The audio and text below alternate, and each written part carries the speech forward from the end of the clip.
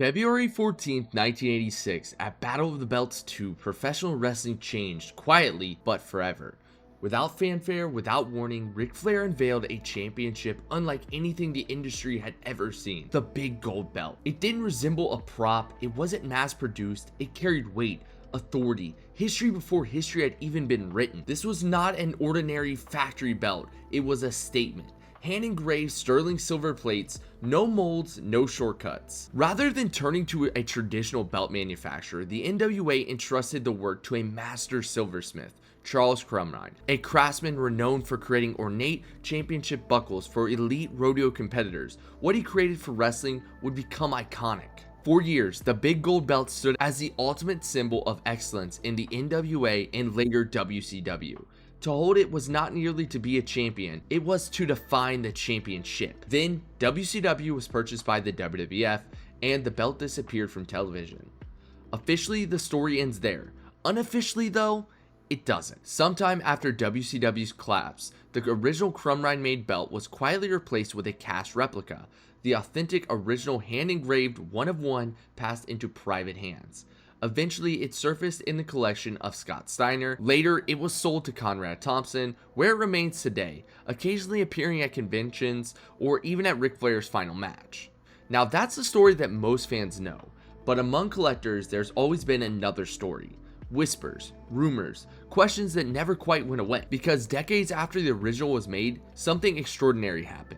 Between 2010 and 2011, a well-known collector set out to answer a question few dared to ask. Could the big gold ever truly be recreated properly?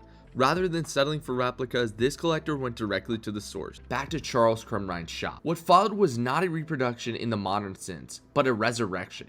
Using the original 1985 to 86 artwork, blueprints, and documentations from the belt's creation, Crumrine's company agreed to handcraft a single, fully authentic big gold using the original methods, the same patterns, the same engraving techniques, the same uncompromising standards.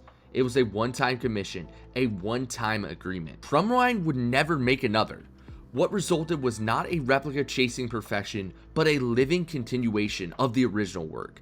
A belt cut from the same tradition, recognizably authentic, uniquely its own. Among collectors, it stands not as a duplicate, but as something rarer. The last true big gold belt made by the original makers, Crumrine Jewelers. For years, it remained unseen, not only through quiet conversations and rare photographs, until now, because today we pull back the curtain, Crumrine's lost WCW/NWA big gold belt. And here we have the belt bag for the title, just plain gray. I don't know if this came stock with it or not, but moving on to the actual belt, the plates are just insane. The gems are a beautiful ruby color, and the hand texture and the hand engraving is just perfect. Like, the borders around the plates is just insane. It does have a Ric Flair nameplate, which I thought was awesome. It's got a very slight curve to it, and that rope border around the main plate is awesome. And look at the texturing behind the letters of this belt in the silver. Just insane. Like, the detailing on this belt is night and day difference. And here are what the plates actually look like off of the strap. Now, unfortunately, we weren't able to do this on location, but the owner did send them to me afterwards, which this is still really cool. And it's such a cool thing to see such an iconic and rare belt off of a strap in the back of it. Honestly, it doesn't look like I would expect, honestly. But here you can see the side plates actually do have like the Crumrine like stamping there. And these plates are 925 sterling silver, and then they're gold electroplated. So that's really cool. And here's another shot of the stamp on the main plate, and then that 925. Super cool. I don't really know what 925 sterling silver means. I'm guessing that's a good quality of sterling silver. But yeah, this is such a cool thing to be able to see like the back of such a beautiful belt. I would have to assume that the actual ring used big gold, the ring used Crumrine, is just like this.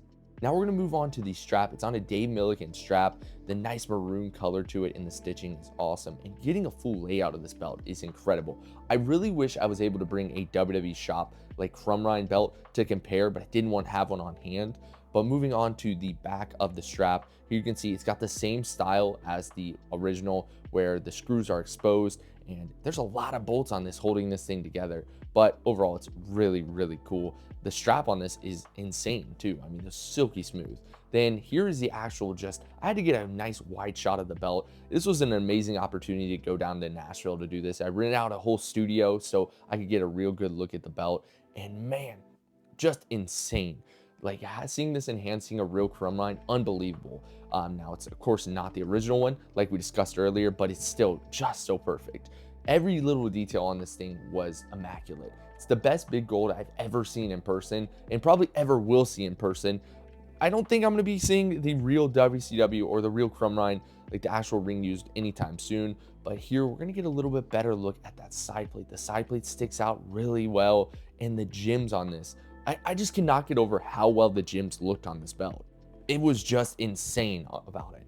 And then the whole just shape of the plates were awesome. This whole experience was awesome. And look at the texturing. The texturing is unbelievable. No company's really gotten close to this that I've seen in person. Now, there's C4, there's WWE Shop, there's Classic Shields, there's Groovy G, but seeing this in person, I've never seen the C4 in person, so I can't really say that.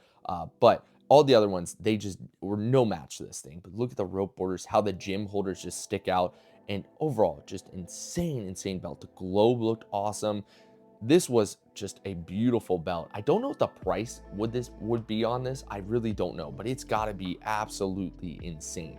I couldn't imagine the price point on this because it's an actual belt, big gold, made by Crumrine. Anyone can make the big gold belt. I can make it and sell it myself because it's not a copyrighted. I think the little aspects of it are, I know you can't put a WWE logo on it, of course, but yeah, it's not copyrighted, so anyone could make this. But my goodness, look at that side plate with the wrestlers grappling as well. That is awesome. I believe those are all, or I believe that's all like different pieces that are soldered on, if I remember correctly. But look at this side plate. The texturing, the gold on this is just insane. And to think that someone did this by hand is just unfreaking believable. Now, of course, there's no bend at the top of this one like the real big gold. But look at the side profile of this thing. Just insane.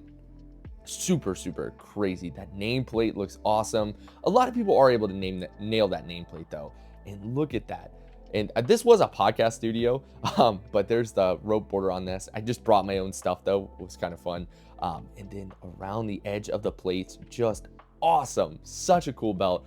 This was an insane experience. Here is the certificate of authenticity where you can kind of see, you can pause and read this if you want, but you have the CEO, I believe, of Crumrine, Alice Thompson, sorry. And then you have I can't even say that last name, sorry, or that one under there. And here is the back of the title belt, once again, on my belt stand. And everyone always asks, those are plate stands from Walmart. But yeah, this was an insane experience. I would definitely do something like this again. So if there's anybody out there with rare belts or ring used belts and they want to have me come down and do like a showcase video for them, I would definitely do that because this was insane. Overall, I see why the big gold belt is the most beloved belt of all time. I didn't feel this way when I first got into belt collecting. I thought it was a gorgeous title, but seeing this Crumrine in person, there's a reason why it is the top of pretty much anyone's Mount Rushmore of championship title belts. An amazing experience, an amazing title belt. Let me know in the comments below, what do you guys think about this? This was just, I cannot put into words. I know I've said it so many times about how amazing of an experience this was, but it was truly, truly incredible seeing a piece of wrestling history like this. Even though it's not the real one, it's made by the same people. There will never be another version of this belt made by Crumrine, which is just insane to think about. But yeah, truly awesome. Thanks to the people involved that kind of got me connected to be able to come down to Nashville and do this. But yeah, gorgeous title. What's your favorite memory of the big gold belt? And what would you think the price tag would this be if it hit like the open market? I feel like this would be like something like a golden auction almost, where like Logan Paul's selling his Pokemon cards. Could you imagine this big gold belt actually hitting the open market? I have no clue what it would end up as. I think it would be absolutely incredible. I could even see this being on WWE's Lost Treasure show one day. I think that's on AMC. But if you guys enjoyed this video, please leave a like and subscribe. This was an insane experience. It's awesome to be able to show this incredible title belt, this incredible piece of history to you guys. And if you guys enjoyed this, please leave a like and subscribe, and I will see you guys next time. Bye-bye.